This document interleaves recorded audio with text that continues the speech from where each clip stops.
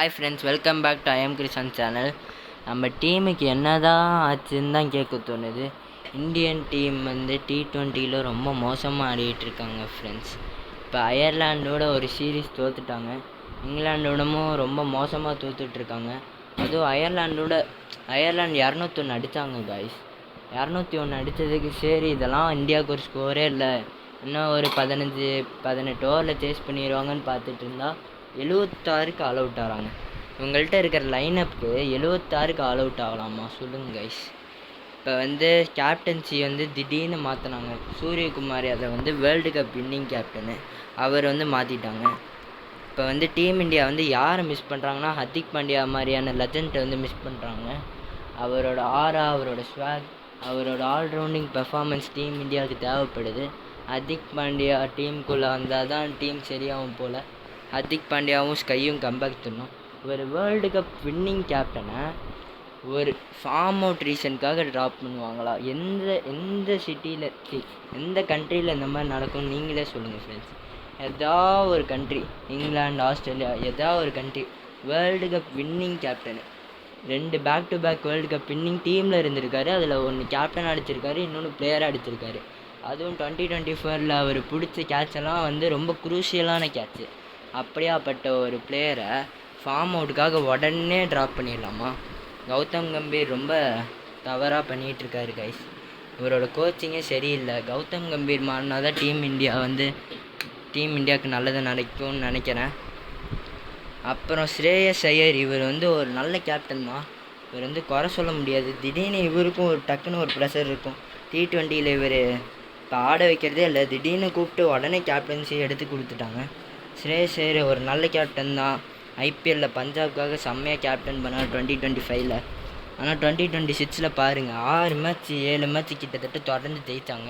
அதுக்கப்புறம் குவாலிஃபை ஆகிறதுக்கு நிறையா சான்ஸ் இருந்தது. 90% மேலே பஞ்சாப் குவாலிஃபை ஆயிருன்ற மாதிரி சான்ஸ் இருந்தது. ஆனால் அந்த நிலைமையிலேருந்து அவங்க குவாலிஃபை ஆகலை. அப்போவே புரிஞ்சிருக்கணும் கௌதம் கம்பீருக்கு. இவர் நல்ல கேப்டன் தான், ஸ்ரேயஸ் ஐயரை நான் தப்பு சொல்லலை. ஆனால் ஸ்ரேயஸ் ஐயரோட சூரியகுமார் யாதவ் தான் ஓரளவு கேப்டன்சியில் பரவாயில்லன்னு எனக்கு தோணுது. சூரியகுமார் யாதவ் திரும்ப கம்பேக் கொடுக்கணும். #கம்பேக் சூரியகுமார் யாதவ்னு எல்லாம் ட்வீட்டு போட்டு ட்ரெண்ட் பண்ணி விடுங்க, கௌதம் கம்பீருக்கு கேட்குற அளவுக்கு.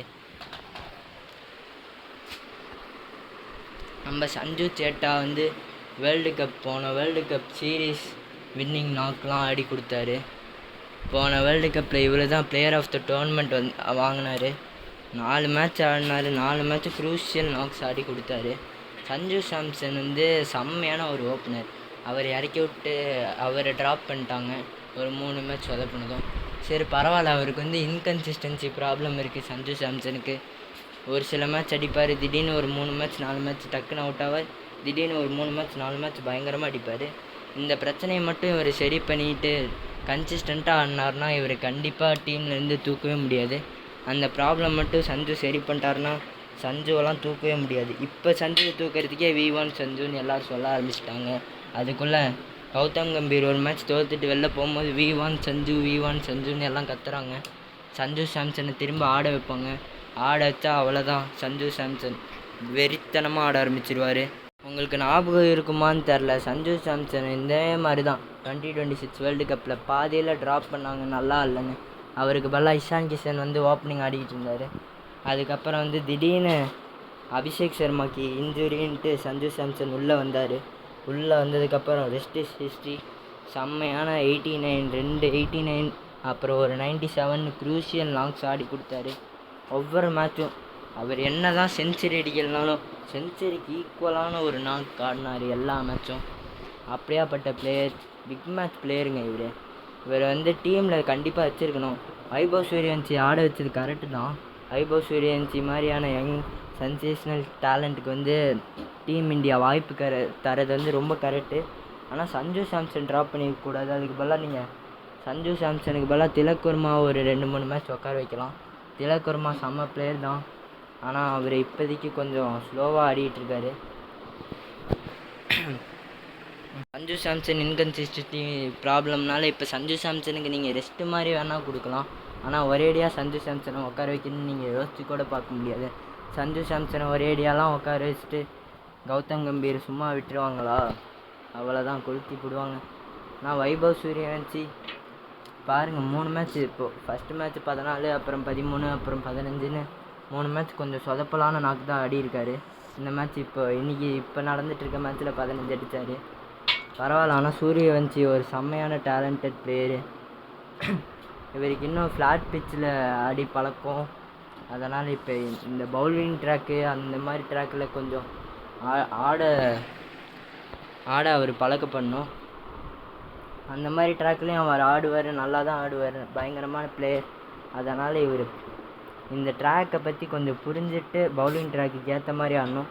கொஞ்சம் ஃபாஸ்ட்டாகவே அவர் ஆடணுன்னு பார்க்குறாரு. எல்லா பாலும் 6 அடிக்க தான் பார்க்குறாரு. பவுலிங் ட்ராக்னால் ஸ்ட்ரைக் ரொட்டேஷன், அப்புறம் இந்த கேப்பு ஃபைண்ட் அவுட் பண்ணி அடிக்கிறது, இந்த மாதிரி நிறையா ஸ்கில்ஸு தெரிஞ்சு வச்சுருக்கணும். வைபவ் சூரியவன்சியோட அப்பாவே சொல்லியிருக்காரு, வைபவ் சூரியவன்சி எப்போ டெஸ்ட் மேட்ச்சில் பெஸ்ட்டாக ஆடுறாரோ அப்போ தான் அவர் பெஸ்ட்டு பிளேயர்னு நான் ஒத்துப்பேன்னு. அதுவும் உண்மை தான். டெஸ்ட் மேட்ச்சில் செம்மையான ஸ்கில் இருக்குது. டெஸ்ட் மேட்ச் தான் real format of the cricket. ஏன்னா நீங்கள் டெஸ்ட் மேட்ச்சில் தான் ஸ்ட்ரைக் ரொட்டேட் பண்ணுறது, டிஃபென்ஸு, அஃபென்ஸு எல்லாமே டெஸ்ட் மேட்ச்சில் தான் ஆட முடியும். அதுதான் ஓல்டர் ஃபார்மட், அதுதான் பெஸ்ட்டு ஃபார்மட்டு. அதில் ஆடினா தான் ஒரு பிளேயர். அதில் தான் பேசிக்ஸு, அதில் தான் எல்லாமே கற்றுக்க முடியும். லைஃப்பை கற்றுக்கணுன்னா டெஸ்ட் மேட்ச் பார்க்கணும், அவ்வளோதான். அப்புறம் இப்போ டீம் இந்தியா ஒரு பயங்கரமான ஒரு லெஜெண்டரி பவுலரை மிஸ் பண்ணுறாங்க. அது வேறு யாரும் இல்லை, ஜஸ்பிரித் பும்ரா. டெத் ஓவர்ஸில் கொடுத்தா டெத் ஓவர்ஸில் போடுவார், மிடில் ஓவர்ஸில் கொடுத்தா மிடில் ஓவர்ஸில் போடுவார், ஸ்டார்டிங்கில் ஓவர்ஸ் கொடுத்தாலும் அதுலேயும் போடுவார்.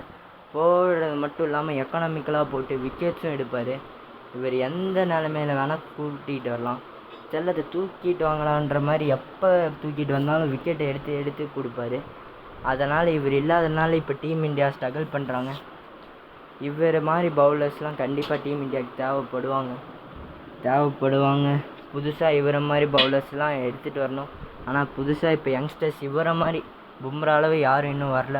பும்ரா அளவு யாரையா ரெடி பண்ணணுன்னு கம்பீர் தேடிட்டு இருப்பார். இப்போது ஹர்ஷித் ராணா, நம்ம பிரின்ஸ் யாதவ், நம்ம ஹர்ஷ்தீப் சிங்க்கெல்லாம் சான்ஸ் அடிக்கடி கொடுக்குறாரு. ஏன் புவனேஸ்வர் குமாருக்கு அவர் தரமாட்டேங்கிறாரு? அதுதான் என் கேள்வி. ஹர்ஷ்தீப் சிங்கு நல்ல player, Harshit Rana batting ability இருக்குது, ரெண்டும் இருக்குது. பிரின்ஸ் யாதவும் செம்மையாக ஓடியில் போட்டார். இப்போ நான் யாரை கொஞ்சம் இறக்கி வச்சுட்டு புவியை தரலான்னு சொல்லுவேன்னா, ஹர்ஷித் ராணா இறக்கி வச்சுட்டு புவியை டீமுக்குள்ளே எடுத்துகிட்டு வரலாம். ஏன்னா ஹர்ஷித் ராணா டீசெண்டாக பவுலிங் போடுவார், டீசெண்டாக பேட்டிங் ஆடுவார். ஆனால் புவனேஸ்வர் குமாருக்கும் சேம் ஹர்ஷித் ராணா மாதிரி தான் பவுலிங் அண்ட் பேட்டிங் எபிலிட்டி இருக்குது. இவர் பேட்டிங்கில் அந்த எம்ஐ மேட்ச் ஞாபகம் இருக்கா? 2026 அந்த 3 பால் 8 ரன் இருக்கும்போது ஒரு 6 அடிப்பார். 2 பால் 8 ரன் இருக்கும்போது 3 பால் அந்த 6 அடித்து அதுக்கப்புறம் நம்ம ரசிகர் டபுள் ஓடி ஜெயித்து கொடுப்பாங்க ஆர்சிபிக்கு. அந்த மாதிரி இவருக்கு பவுலிங் எபிலிட்டியும் இருக்குது, பேட்டிங் எபிலிட்டியும் இருக்குது, எக்ஸ்பீரியன்ஸும் இருக்குது. அப்புறம் ஏன் கம்பீர் இவர் எடுக்க மாட்டேங்கிறார்? அதுதான் என் கேள்வி. இவரோட ஹர்ஷித் ராணா, ஹர்ஷ்தீப் சிங், பிரின்ஸ் யாதவ்லாம் பெரிய பர்ஃபார்மர்ஸாக. அவங்க எல்லாம் நல்ல பவுலர்ஸ் தான், அது உண்மை தான். அவங்க எல்லாம் பெரிய ஆள் தான். ஆனால் புவனேஸ்வர் குமார் முன்னாடி அவங்க யாரும் இல்லைங்க. புவி த ஸ்விங் கிங். இவர் மாதிரி பவுலர். இவர் எனக்கு தெரிஞ்சு பும்ரா அளவு நீங்கள் பவுலர் பார்க்கணுன்னா புவி தான் எடுத்துகிட்டு வரலாம். ஏன்னா பும்ரா மாதிரியே இவரும் நல்லா போடுவார். பும்ராவோட இவருக்கு எக்ஸ்பீரியன்ஸும் அதிகம். பும்ராவோட மேட்சஸ் நிறைய ஆடி இருக்காரு. ஸோ தட் புவியை எடுத்துகிட்டு வராமல் நீங்கள் வேறு யார்கிட்டையோ போயிட்டுருக்கீங்க.